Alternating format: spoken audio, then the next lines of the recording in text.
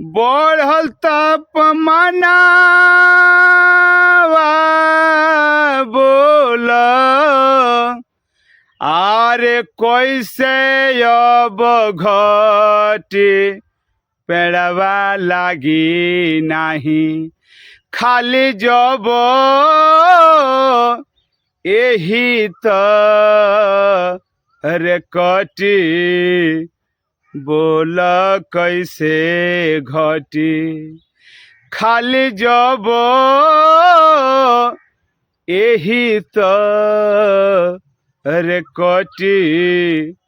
बोल कैसे घटी खाली कटाई जब पेड़वा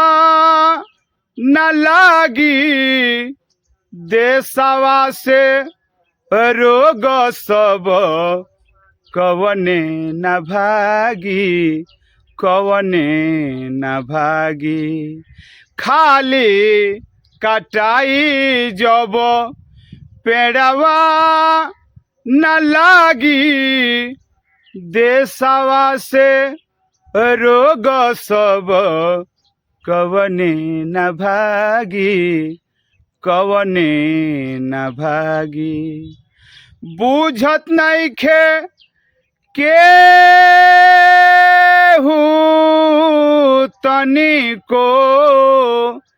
आरे के ताना बछती बोल कैसे घटी खाली जब यही